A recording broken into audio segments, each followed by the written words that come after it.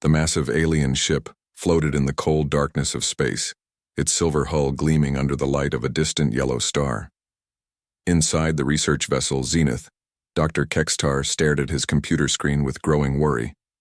His large, purple eyes blinked rapidly as he read the same impossible data for the 10th time. "This cannot be right," he whispered to his assistant, a small blue creature named Vexilla. "The readings from the third planet are completely wrong." Vexilla floated closer, her tentacles moving nervously. "What do you mean, Doctor?" Dr. Kextar pointed at the glowing numbers on his screen. "Look at these temperature readings. The planet goes from freezing cold to burning hot in different places. Sometimes it changes by 50 degrees in one day. No life could survive such extreme conditions." The doctor pulled up more data. "And look at this atmospheric composition. There is liquid water covering most of the surface. Water, the most dangerous substance in the galaxy. It dissolves everything it touches and creates deadly storms that move at incredible speeds." Vexilla shuddered. "What about the gravity readings?" "Even worse," Dr. Kextar said sadly. "The gravity is so strong it would crush most species instantly, and the radiation from that yellow star is bombarding the planet constantly. Any creature on the surface would die within minutes from radiation poisoning." On the bridge of the Zenith, Commander Zelak was having similar concerns. The tall, thin alien had been exploring space for over 200 years, but he had never seen readings like this. He turned to his navigation officer. "Officer Quintar, confirm our position. Are we certain this is the correct star system?" The young officer checked his instruments twice. "Yes, Commander. This is the system the Galactic Council wants us to investigate. They received some strange signals from the third planet." "Commander." Zelak frowned. "Signals from that death trap? Impossible. Nothing could live down there." He paused for a moment. "Maybe the signals are coming from some kind of automated distress beacon. Perhaps a ship crashed there long ago." Far below on the planet's surface, Jake Morrison sat in the command center of the Aurora, Earth's newest space defense ship. He was a tall man with brown hair and calm blue eyes. As a commander in Earth's growing space fleet, he had been waiting for this day his entire career. First contact with alien life. Commander Morrison called Lieutenant Amy Parker from her communication station. "We're receiving a transmission on an unknown frequency. It's definitely not human." Jake felt his heart beat faster. "Put it through, Lieutenant." The main screen flickered to life, showing a strange alien face. The creature had purple skin, large eyes, and what looked like small tentacles around its mouth. When it spoke, the computer translated its words into English. "Greetings. Unknown signal source," the alien said carefully. "I am Commander Zelak of the Galactic Council research vessel Zenith. We have detected artificial signals coming from your location. If there are any survivors on that planet, please respond immediately. We will do everything we can to rescue you." Jake looked confused. "Rescue us? From what?" Amy Parker worked quickly at her console. "Sir, I'm analyzing their transmission. They seem to think Earth is some kind of dangerous place where nothing can live." Jake smiled and activated the communication system. "Commander Zelak, this is Commander Jake Morrison of the Earth defense ship Aurora. Thank you for your concern, but we don't need rescuing. Earth is our home planet and we're doing just fine here." On the Zenith, the bridge fell completely silent. Commander Zelak stared at the screen in shock. Several of his crew members made worried noises. Did that creature just say Earth is its home planet?" Vexilla whispered to Dr. Kextar. The doctor was frantically checking his instruments. "That's impossible. According to our scans, that planet should be completely lifeless. The conditions down there would kill any known species within hours." Commander Zelak quickly sent another message. "Commander Morrison, I think there may be some translation error. Our sensors show that your planet has deadly radiation levels, poisonous atmosphere, crushing gravity, and temperature extremes that no life form could survive. Are you perhaps transmitting from a heavily shielded underground bunker?" Jake laughed, which caused several aliens on the Zenith to jump in fear. "No, Commander. I'm actually sitting in a building on the surface right now. It's a beautiful day outside." The temperature is about 75 degrees. There's a nice breeze, and the sun is shining. Dr. Kextar nearly fainted. Did he just say the sun is shining? That means he's being directly exposed to deadly stellar radiation. On Earth, Dr. Lisa Grant was quickly preparing a response package for the aliens. She was Earth's top expert on alien biology, even though until today, no aliens had ever been discovered. She gathered video files showing normal human activities. Amy, Jake called to his communications officer. Dr. Grant is sending us some video files to share with our new friends. Maybe if they see how we live, they'll understand that Earth isn't as dangerous as they think. The video files were transmitted to the Zenith. Commander Zelek and his crew watched in growing horror as they saw humans walking around outside, breathing the poisonous atmosphere without any protective equipment. They saw children playing in parks, completely exposed to deadly radiation from the sun. "This is madness," whispered Officer Quintar. "Those creatures are swimming in liquid water. Water. How are they not being dissolved?" Dr. Kextar was taking notes as fast as he could. "Look at their skin. It's not protected by any kind of natural armor or energy field. They're completely vulnerable, yet they seem completely unaware of the danger they're in." The most shocking video showed humans at a beach. The aliens watched in absolute terror as people lay on the sand, deliberately exposing themselves to direct sunlight. Others were actually entering the ocean, submerging themselves completely in the deadly liquid. "They're committing suicide," Vexla said quietly. "That's the only explanation. These creatures have lost their minds due to radiation exposure, and they're killing themselves." Commander Zelak made a difficult decision. He opened another communication channel to Jake Morrison. "Commander Morrison, I must inform you that the Galactic Council will need to establish a quarantine zone around your star system. Your planet has been classified as a Class 3 Deathworld, the most dangerous category in our database. We cannot allow other species to accidentally enter this system and suffer the same fate as your people." Jake looked puzzled. "Fate? What fate? We're perfectly fine, Commander. Earth might have some challenging weather sometimes, but it's a beautiful planet. We've lived here for thousands of years." The alien commander's voice became sad. "Commander Morrison, I understand that the radiation may have affected your judgment, but please trust me when I say that your planet is the most hostile environment we have ever encountered. The fact that you and your species are still alive is, well, it's impossible according to everything we know about biology." On Earth, Captain Ryan Kelly had just arrived at the command center. He was Jake's superior officer and had been briefed on the situation. He was a friendly man who enjoyed meeting new people. "Commander Zelak," Ryan said cheerfully, "why don't you come down and visit us? We'd love to show you around Earth. I think you'd really enjoy it here. We have some beautiful national parks, great food, and the weather this time of year is perfect." The response from the Zenith was immediate panic. Several alien voices could be heard shouting in the background. Commander Zelak's face had turned a pale shade of purple. "Commander Kelly, please understand that what you just said could be interpreted as either a death threat or evidence that your species has suffered severe mental damage from your toxic environment. No sane creature would voluntarily visit a Class 3 death world." Ryan looked at Jake with confusion. Did he just call Earth toxic? Amy Parker was monitoring alien communications channels and had discovered something interesting. "Commanders, I've been listening to their internal communications. They genuinely believe that Earth is uninhabitable. According to their science, our planet should be completely lifeless."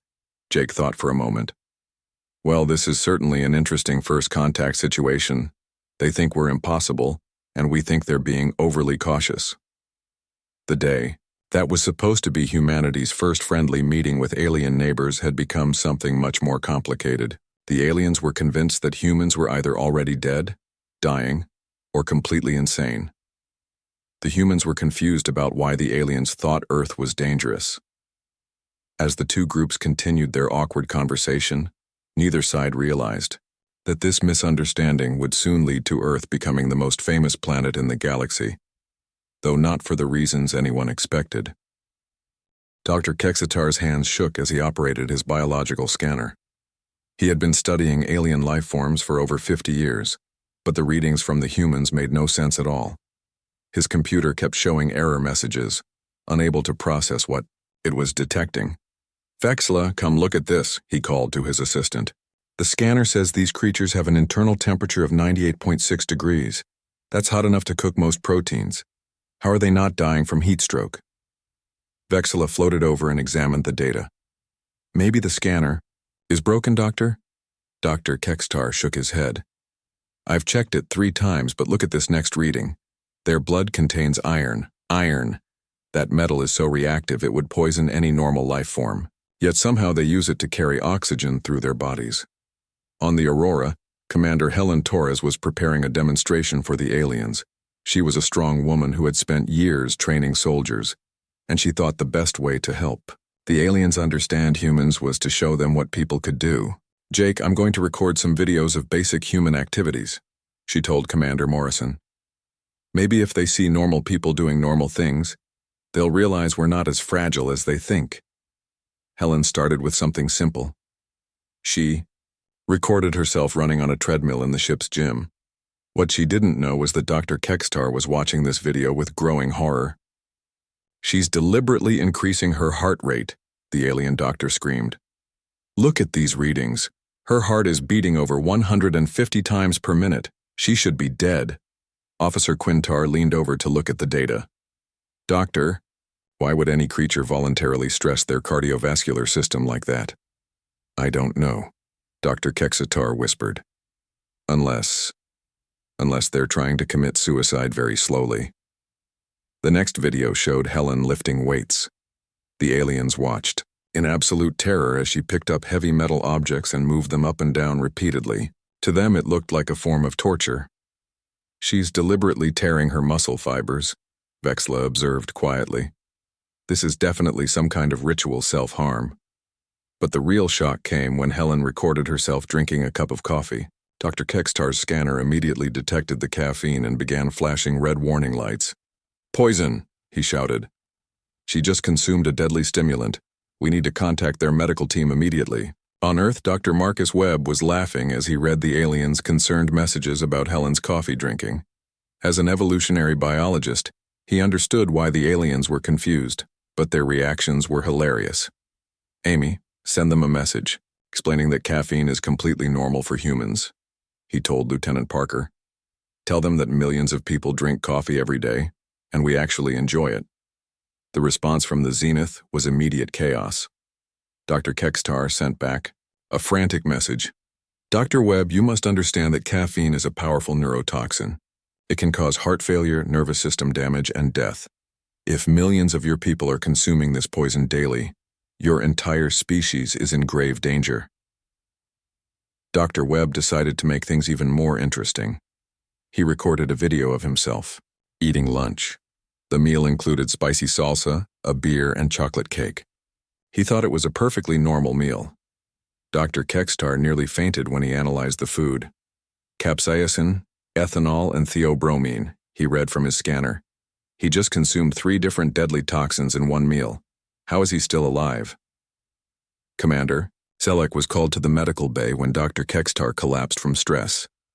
The doctor had been trying to understand human biology for 6 hours, and his mind simply couldn't handle the impossibility of what he was seeing. Doctor, perhaps these creatures are not actually alive in the way we understand life," Commander Zelak suggested. "Maybe they're some kind of mechanical beings that only look biological." Dr. Kextar shook his head weakly. "No, Commander. They're definitely organic. But their biology violates every law of nature we know. They consume toxins for pleasure. They deliberately damage their own bodies for something they call exercise. And they somehow survive in an environment that should kill them instantly." Meanwhile, engineer Kate Sullivan was showing the aliens how humans worked in different environments. She recorded videos of people working in deep ocean submarines, Arctic research stations, and desert construction sites. The aliens watched in amazement as humans functioned normally in conditions that would instantly kill most galactic species.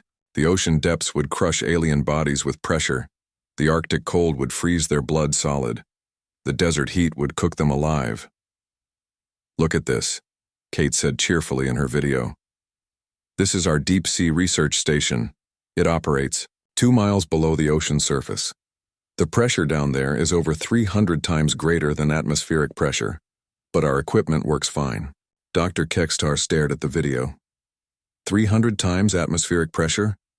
That would turn most creatures into liquid paste. How are their machines even functioning? Kate continued her presentation. And here's our Arctic research base. The temperature outside is minus 40 degrees. Pretty chilly, but nothing our heating systems can't handle. Minus 40 degrees? Vexla gasped. That's colder than the freezing point of most biological fluids. The final part of Kate's presentation showed the Sahara solar installation, where humans worked in temperatures over 120 degrees Fahrenheit. This is our solar power plant in the desert, Kate explained. It gets pretty hot here in the summer, but the workers just drink extra water and take frequent breaks. Dr. Kekstar's computer couldn't even process temperatures that extreme. It simply displayed an error message that said, temperature incompatible with life. Dr. Andrew Foster, a human physician, decided to help the aliens understand human biology better. He prepared a detailed explanation of the human immune system, thinking it would reassure them about human health. Our immune system is quite remarkable, Dr. Foster explained in his video. We're constantly exposed to billions of bacteria, viruses, and other microorganisms. Our bodies have learned to fight off most of these threats naturally. 3. Alien. Scientists fainted when they heard this. The idea that humans lived in constant contact with disease-causing organisms was terrifying to species that lived in completely sterile environments. We also use something called vaccination, Dr. Foster continued helpfully. We deliberately introduce weakened versions of dangerous diseases into our bodies so our immune systems can learn to fight them off. Dr. Kekstar had to be sedated. The concept of voluntarily infecting oneself with diseases was beyond his understanding. But Dr. Foster wasn't finished. The human body contains approximately 37 trillion cells, but we also host about the same number of bacterial cells. In fact, we couldn't survive without our bacterial partners. They help us digest food, produce vitamins, and protect us from harmful microorganisms. Commander Zelek ordered the medical bay to prepare more sedatives. Half of his science team was now unconscious from shock. On Earth, the human scientists were starting to realize that they might be more unusual than they had thought. Amy Parker was monitoring alien communications and translating their discussions. Jake, I think we might have a problem, she told Commander Morrison. The aliens aren't just surprised by our biology, they're genuinely terrified. They think we're some kind of impossible life form that shouldn't exist. Jake frowned. But we're just normal humans doing normal human things. What's so scary about that? Dr. Lisa Grant was studying the alien reactions carefully. I think the problem is that we've adapted to live on Earth. But Earth is apparently much more dangerous than we realized. What seems normal to us is completely impossible to them. She pulled up the alien ship's biological scans of various galactic species. Look at this, Jake. Most intelligent species in the galaxy evolved on planets with stable temperatures, low radiation, gentle gravity, and sterile environments. They can't understand how we survive the constant changes and challenges of Earth. Meanwhile, Dr. Webb was having fun with the situation. He sent the aliens a video of children playing in a park, running around in the sunshine, laughing and having fun. These are human children, he explained. They spend several hours every day outside, exposed to direct sunlight and breathing unfiltered atmosphere. As you can see, they seem to enjoy it quite a bit. Dr. Kekstar, who had just regained consciousness, immediately fainted again when he saw children voluntarily exposing themselves to deadly radiation while showing signs of happiness. Commander Zelek made an executive decision. He sent a message to the Galactic Council's emergency response team. This is Commander Zelek requesting immediate assistance. We have discovered a species that appears to be biologically impossible. They consume deadly toxins, survive in lethal environments, and voluntarily expose themselves to harmful conditions. Either our understanding of biology is completely wrong, or we have encountered something that science cannot explain. The response from the Galactic Council was swift. Commander, Maintain your distance and continue observations. Do not, under any circumstances, attempt to make physical contact with these creatures until we can send a full research fleet. As the day ended, both sides were more confused than ever. Dr. Rachel Collins had always loved her job as an anthropologist. She studied how different human cultures lived and worked together. But today, she had the most unusual assignment of her career, explaining human culture to aliens who thought humans were impossible. "Commander Morrison, I've prepared some videos showing how humans spend their free time," Rachel said cheerfully. "I thought our new alien friends might enjoy seeing what we do for fun." Jake Morrison nodded. "That sounds like a great idea, Dr. Collins. Maybe if they see that we're happy and healthy, they'll stop worrying about us so much." Rachel had no idea that her innocent cultural presentation was about to cause panic among the alien crew of the Zenith. The first video showed people at an amusement park. Humans were climbing into small cars that carried them up high tracks, then dropped them at incredible speeds. The riders were screaming, but they were also laughing and raising their hands in the air. Dr. Kekstar stared at his screen in horror. "They're deliberately putting themselves in falling vehicles. And they seem happy about it?" Commander Zelak leaned over to look. "Are those screams of pain or joy?" "I cannot tell the difference anymore," Dr. Kekstar admitted. "But look at their faces. They appear to be experiencing pleasure while falling from deadly heights." The next video was even worse from the alien perspective. It showed humans jumping out of perfectly good aircraft with only fabric parachutes to slow their fall. The skydivers were smiling and giving thumbs-up signs to the camera as they plummeted toward the ground. Officer Quintar made a small whimpering sound. "Why would they leave a safe aircraft voluntarily? Are they trying to escape from something?" "No," Vexila said quietly, reading the video description. "According to this text, they do it for something called fun. They actually pay money to jump out of aircraft." The alien psychology team was called to the bridge immediately. Dr. Yexna, the ship's mental health expert, watched the videos with growing concern. "Commander, I believe this species suffers from a severe psychological disorder," she announced. "They appear to actively seek out dangerous situations that should trigger every survival instinct. This suggests either massive brain damage or a complete breakdown of their fear response." Meanwhile, Rachel was happily preparing her next presentation. This one focused on human sports. She had chosen some exciting examples: football, hockey, boxing, and rock climbing. The football video showed humans deliberately running into each other at high speeds, fighting over a small ball. The players wore some protective equipment, but their heads and limbs were still exposed to impact. Dr. Kekstar had to sit down. "They're attacking each other. But wait, they're not actually trying to kill each other. What is the purpose of this violence?" The hockey video was even more confusing. Humans glided around on sharp metal blades, hitting a hard rubber disc with wooden sticks. Sometimes they would crash into walls at high speed, or collide with each other and fall onto the ice. "Are they prisoners being forced to fight for entertainment?" Commander Zelak asked. "No, sir," Vexila replied, checking her translation software. "Apparently they volunteer for this. Many of them are paid large amounts of money to participate in these games." But the boxing video broke the aliens' understanding completely. Two humans stood in a small ring and deliberately punched each other in the face and body until one of them could not continue fighting. Dr. Yexna began making frantic notes. "This is ritualized combat between members of the same species. But look at the crowd. Thousands of other humans are watching and cheering.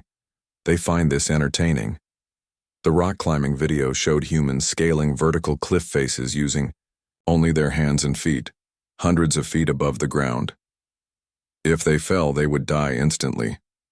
"This makes no sense," Dr. Kekstar said weakly. "There are easier ways to reach high places. They have flying vehicles. Why would they climb dangerous rocks with their bare hands?" Professor Daniel Hayes was Earth's expert on food science. He thought the aliens might enjoy learning about human cuisine, so he prepared a presentation about cooking and eating. His first video showed a chef preparing spicy food. The cook added hot peppers, garlic, and various spices to create dishes. that would make most humans sweat and breathe heavily. The capsicum levels in this food would cause severe chemical burns to most species, reported the alien nutritionist who was watching. Yet the humans appear to enjoy the pain it causes. Daniel's next video showed fermented foods, cheese, wine, bread, and pickled vegetables. He explained how humans learned to control rot and bacterial growth to create new flavors. The alien nutritionist had to be taken to the medical bay. The idea of deliberately eating controlled decay was too much for his mind to handle. But the presentation that caused the most panic was about human alcohol consumption. Daniel showed people at a bar, laughing and socializing while drinking beer, wine, and cocktails. "They're consuming ethanol," screamed the alien chemist. "That's rocket fuel. How are they not dead?" Daniel cheerfully explained that humans had been drinking alcohol for thousands of years, and that many cultures considered it an important part of social gatherings. Dr. Kextar was now taking medication to calm his nerves. They drink rocket fuel socially. They eat controlled decay for pleasure, and they pay money to jump out of aircraft. I'm beginning to think these creatures are not from our universe. Captain Nicole Turner decided to show the aliens some human sports achievements. She prepared videos of Olympic Games, marathons, and swimming competitions. The aliens watched in amazement as humans ran for over 2 hours without stopping, covering 26 miles on foot. Their biological scanners showed that the runners' bodies were operating far beyond what should be possible. "Look at their heart rates," Dr. Kextar pointed out. "They're maintaining cardiovascular stress levels that would kill most species, and they're doing it for hours at a time." The swimming videos were even more shocking. Humans dove into pools of water and moved through it faster than many species could move on land. They held their breath underwater for minutes at a time. "They're voluntarily submerging themselves in liquid for extended periods," observed Officer Quintar. "How do they not drown?" Captain Turner's presentation included winter sports, skiing, ice skating, and bobsledding. The aliens watched humans racing down icy mountains at incredible speeds with only thin pieces of metal or wood to control their movement. "They're using frozen water as a transportation surface," Vexila noted, "and they're moving fast enough to cause fatal injuries if they lose control." Dr. Christopher Lane, a human psychologist, wanted to help the aliens understand human emotions. He prepared a presentation about human relationships and feelings. He showed videos of humans crying while watching movies, laughing at comedy shows, and hugging each other when they were happy or sad. Humans form emotional bonds with fictional characters, Dr. Lane explained. They can feel sadness when imaginary people die or joy when imaginary people succeed. The alien collective mind species watching this presentation simply could not process the concept. In their society, all thoughts and emotions were shared among the group. The idea of individual feelings was completely foreign. Dr. Lane continued, "Humans also form family bonds with individuals who are not genetically related. They adopt children from other families and love them as their own. They also form emotional attachments to other species, keeping them as companions called pets, Dr." Yexina, the alien psychologist, was frantically taking notes. "They form emotional bonds across species lines, and they voluntarily care for offspring that don't carry their genes?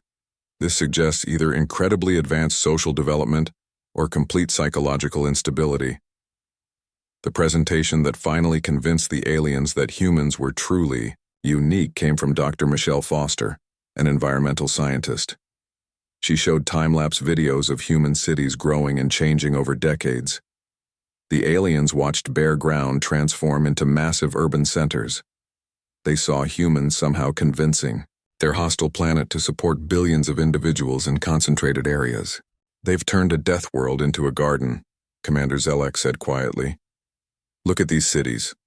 They're more beautiful and organized than settlements on most paradise planets."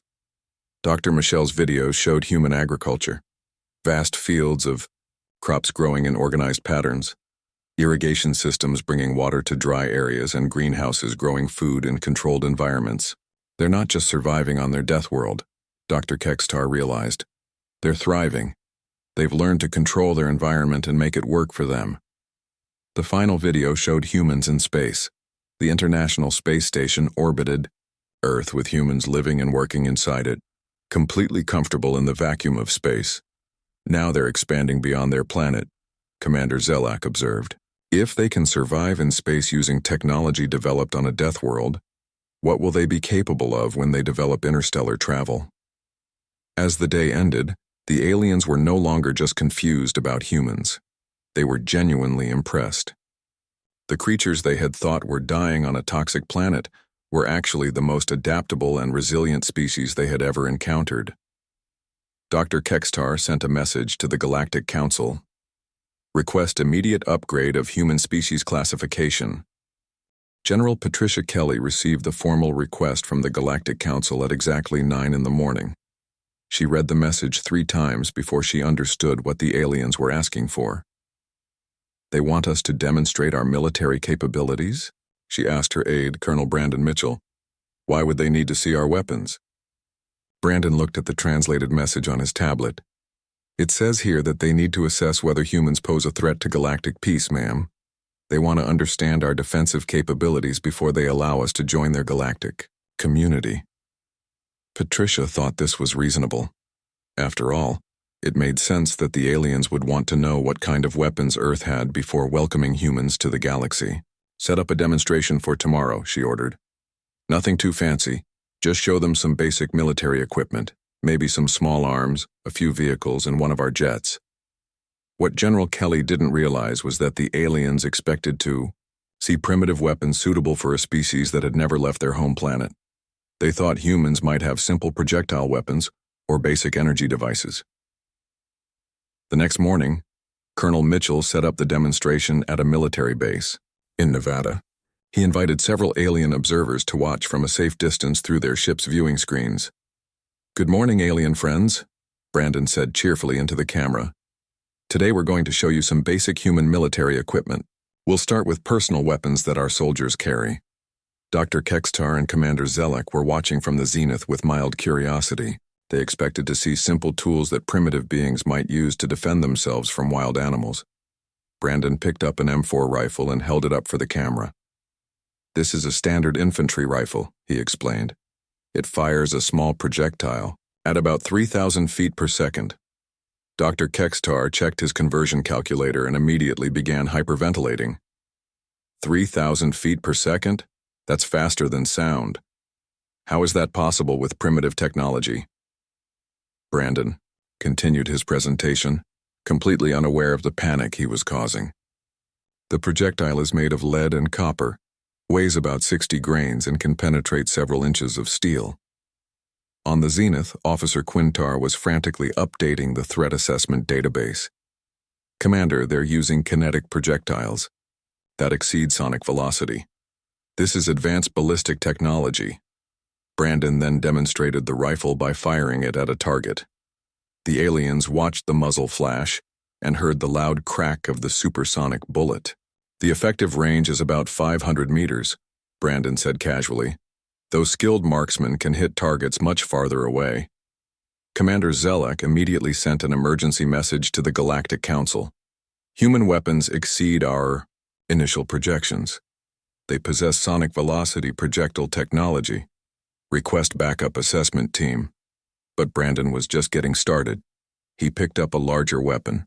This is a light machine gun, he said proudly. It can fire up to 800 rounds per minute. We use it for area suppression and defensive positions. The alien military observers watching from their ships across the galaxy began updating their files on human combat capability. 800 projectiles per minute was beyond what most species could achieve with their most advanced energy weapons. Major Sandra Young arrived to demonstrate vehicles. She had brought a few examples that she thought would be interesting but not too overwhelming for the aliens.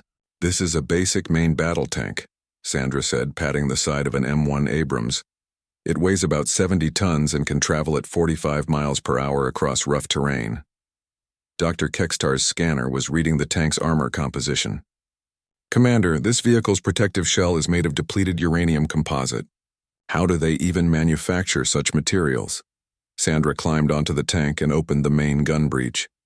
The main cannon fires a variety of projectiles depending on the target. For armored targets, we use depleted uranium penetrators that can punch through several feet of steel. The alien weapons experts watching the demonstration had to recalculate their threat assessments again. The idea that humans casually used radioactive materials in their weapons was terrifying.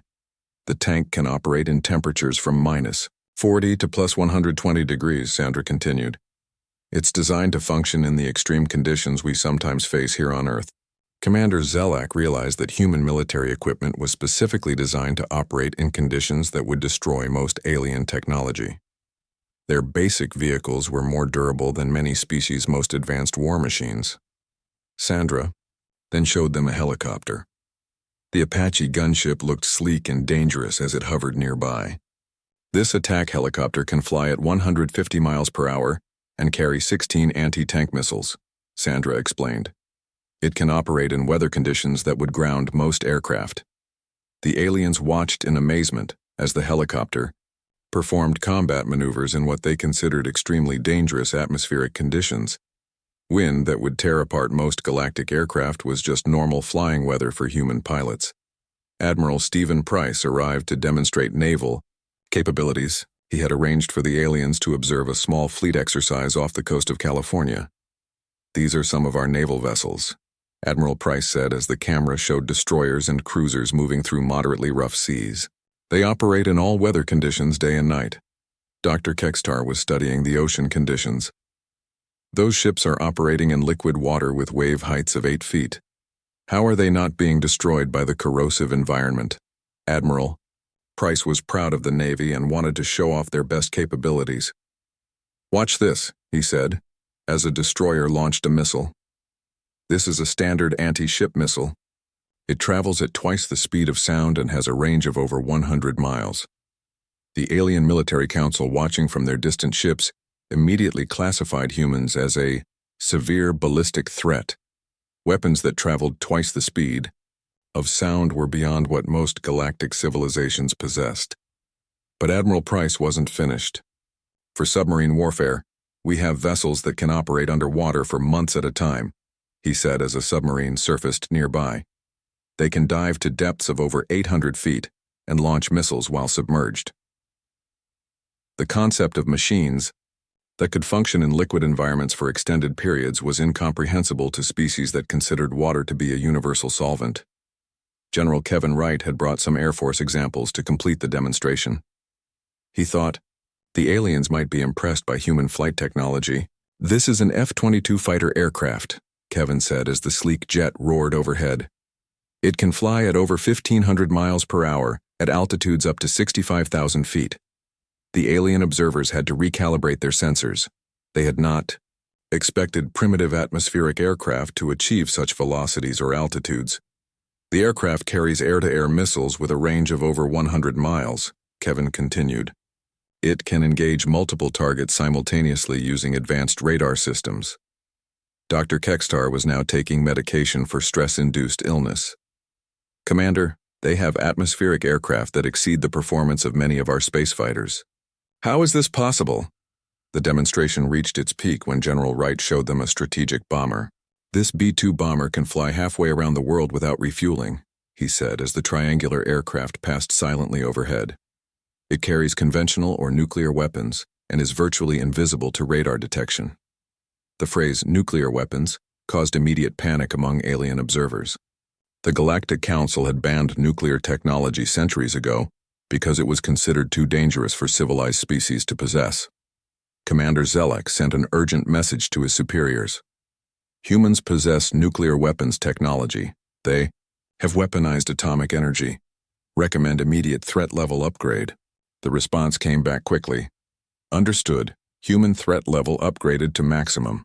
Under no circumstances should any galactic citizen approach human space without full military escort."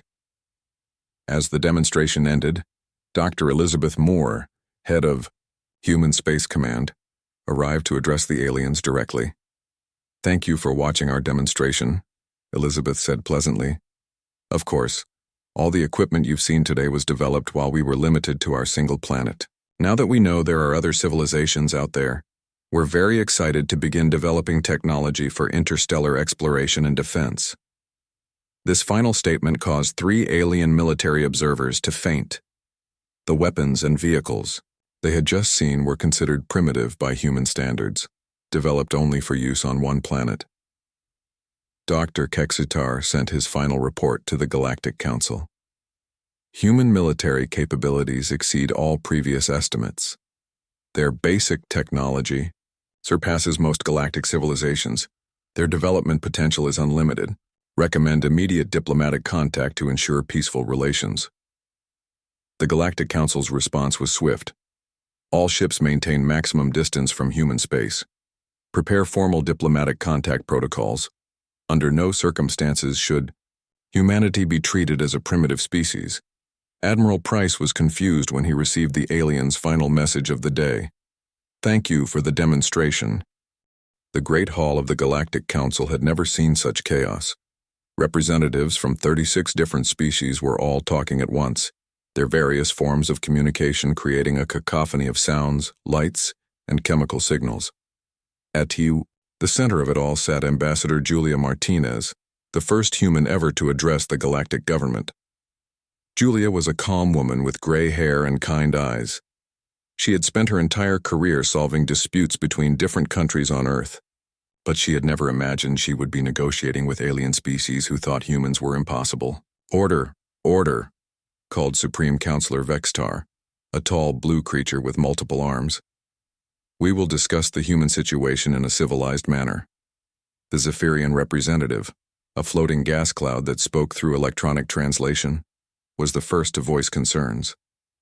These humans are clearly too dangerous to be allowed into galactic society. They possess weapons that exceed our technology, and they thrive in conditions that would kill most species. Ambassador Julia stood up politely. Excuse me, but I think there may be some misunderstanding. Humans are peaceful people. We're not dangerous at all. This statement caused immediate uproar. The crystalline delegate began flashing angry red lights. Not dangerous? You consume rocket fuel for pleasure. You deliberately expose yourselves to stellar radiation. You wage war with projectiles that travel faster than sound. Julia looked confused. Rocket fuel? Do you mean alcohol? And those aren't wars, those are sports. We play games for fun. Dr. Yexna, the alien psychologist who had been studying human behavior, addressed the council. Honorable delegates, I have observed these humans extensively. They do not realize how extraordinary they are. They consider their incredible abilities to be completely normal. Meanwhile, Dr. Timothy Johnson was giving a presentation to the Galactic Academy of Sciences. As Earth's leading physicist, he had been invited to explain human scientific achievements. We develop most of our technology to help us survive on Earth, Timothy said to the audience of alien scientists. For example, our materials science advanced rapidly because we needed substances that could withstand extreme temperature changes, corrosive environments, and high stress loads. Dr. Kexitar, who was still recovering from his shock at human biology, raised a tentacle. Dr. Johnson, could you explain how humans discovered nuclear energy? Timothy smiled. Well, we were trying to understand the basic structure of matter. We split atoms to release energy, which helped us generate power and also led to some weapons technology. The alien scientists began talking excitedly among themselves. They had been trying to solve controlled nuclear fusion for centuries, but humans had figured it out while stuck on a single planet. We also developed advanced computing systems, Timothy continued. We needed machines that could calculate complex problems quickly. Now we carry small computers in our pockets that are more powerful than the machines that sent us to our moon. A small, insect-like alien scientist buzzed a question. You sent machines to your moon? How did you overcome the radiation and vacuum of space? Oh, we didn't send machines, Timothy said casually. We sent people. 12 humans have walked on the moon's surface. We built life support systems that kept them alive in space. The silence in the auditorium was complete. Most galactic species had never attempted to send living beings beyond their planet's atmosphere. The idea of creatures voluntarily entering the vacuum of space was terrifying. Trade Representative Carol Stevens was having a very different experience at the Galactic Commerce Center. She had come to discuss possible business relationships between Earth and other worlds. We're interested in establishing trade agreements, Carol said to a group of alien merchants. Earth produces many unique materials and technologies that might be useful to other species. A slug-like trader named Blorp asked, "What kind of materials do you produce?" Carol pulled out a tablet and showed them Earth's industrial capabilities. "We manufacture steel, aluminum, plastics, ceramics, and composite materials. We also produce food, textiles, and various chemical compounds." The alien traders looked at each other in amazement. Most of the materials Carol mentioned were considered impossible to produce safely. Steel required working with molten metal at temperatures that would kill most species. Aluminum production involved electrical processes that were considered too dangerous for civilian use. "You manufacture these materials on a commercial scale?" asked a tentacled merchant. "Oh yes," Carol replied. "We have thousands of factories producing these materials every day. It's quite routine for us." Within hours, Carol's trade proposals had created a galactic economic sensation. Materials that were rare and expensive throughout the galaxy were common household items on Earth. Captain Alex Turner was leading humanity's first official diplomatic mission to the galactic core. His ship, the Enterprise, was carrying a delegation of human diplomats, scientists, and cultural representatives. The journey that took other species months in heavily shielded vessels, the Enterprise completed in 3 weeks, using basic life support systems. Alex and his crew treated the cosmic radiation and zero gravity as minor inconveniences. Captain Turner radioed Commander Zelak from the Zenith, which was escorting the human ship. "Are you certain your vessel's radiation shielding is adequate? Our sensors show you're receiving dosages that would be lethal to most species." Alex checked his instruments. "We're getting a bit more radiation than usual, but nothing our medical team is concerned about. Is there a problem?"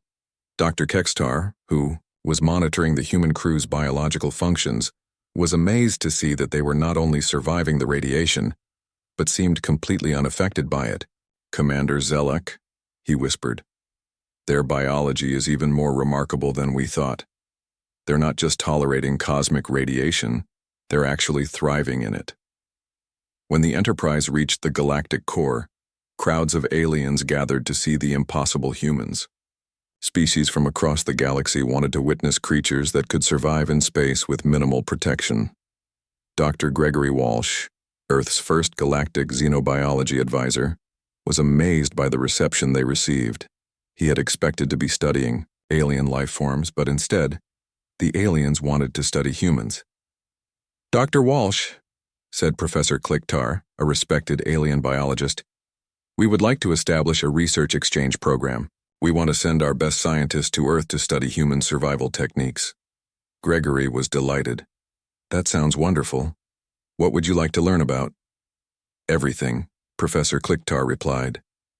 "How you survive temperature variations, how you process toxins safely, how you maintain physical fitness in high gravity, how you live with bacterial organisms. Your species has solved biological problems that we considered impossible." Within months, the Human Survival Institute was established on Earth. Alien species from across the galaxy began sending their most elite individuals to learn what humans considered basic life skills. The first class included representatives from 12 different species. Their instructor was Sergeant Linda Cooper, a former Marine drill instructor who had been told to take it easy on the aliens. Linda looked at her nervous students, a crystalline being that was afraid of water, a gas creature that couldn't understand solid matter, and a small furry alien that fainted at the mention of bacteria. "All right, everyone," Linda said cheerfully. "Today we're going to start with basic outdoor survival. We'll begin with something simple, setting up camp and sleeping. Outside under the stars." The alien students looked terrified. Sleeping outdoors meant exposure to temperature changes, atmospheric moisture, and unfiltered radiation from space. "Don't worry," Linda assured them. "It's just a normal camping trip. We'll only be out for 2 days and 1 night. The weather forecast shows it'll be a beautiful weekend with temperatures in the 70s. 3 alien students immediately requested to be transferred to an easier course. Corporal Paul Turner was assigned to help with the Advanced Human Endurance class. His students were aliens who had already completed basic survival training and wanted to understand how humans maintained physical fitness. "Today we're going to run 5 miles, Paul announced to his class of 6 alien students. This is a light workout that most humans do for fun. The Andromedan student, whose species considered walking for 10 minutes to be extreme exercise, raised a tentacle. Instructor Turner, did you say 5 miles? Is that a translation error? Nope. 5 miles, Paul confirmed. Some humans run marathons, which are 26 miles. But we'll start small. By the end of the day, Paul's class had managed to walk 1 mile in 2 hours, with frequent rest breaks. The alien students were exhausted but amazed that Paul wasn't even breathing hard. The success of the Human Survival Institute led to Earth becoming the galaxy's premier training ground for extreme environment specialists. What humans considered ordinary life became advanced education for alien species. Dr. Walsh found himself advising the Galactic Council on terraforming projects. His expertise in impossible survival techniques made him the galaxy's leading expert on making hostile planets habitable. Dr. Walsh, asked Counselor Vexitar, we have a planet with temperature variations of 30 degrees and occasional atmospheric moisture. Our experts say it's uninhabitable. What do you think?